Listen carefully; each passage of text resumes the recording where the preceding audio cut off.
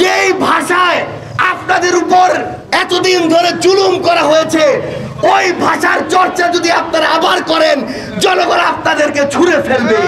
আমরা বাংলাদেশে দেখেছি বড় বড় অফিস আছে, নাম দুর্নীতি দমন কমিশন, অথচ সেটাই ছিল বিগত 16 বছর ধরে দুর্নীতির আখড়া।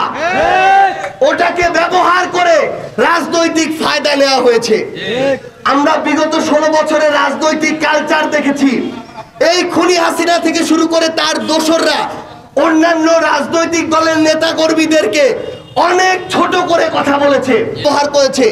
কিন্তু এখন আমরা কিছু রাজনৈতিক দলের কিছু সিনিয়র নেতৃবৃন্দকে একই ভাষায় কথা বলতে দেখছি। আমরা স্পষ্ট করে একটা কথা বলি, যেই ভাষায় আপনাদের উপর এতদিন ধরে জুলুম করা হয়েছে, ওই ভাষার চর্চা যদি আপনারা আবার করেন, জনগণ আপনাদেরকে ছুঁড়ে ফেলবে। আপনারা যদি ওই কালচার সেট করেন, আবার ওই কালচার অন্য কারো দ্বারা ওই কালচারের শিকার আপনারা হবেন। কিন্তু এই তরুণ প্রজন্ম ওই কালচার আর সেট করতে দিবে না। এই জন্য কথা বলার সময় সাবধানে কথা বলবেন। আপনার ভাষা ঠিক করবে আপনি আমার মুরব্বি কিনা, আপনি আমার থেকে শ্রদ্ধা বা সম্মান পাবেন কিনা।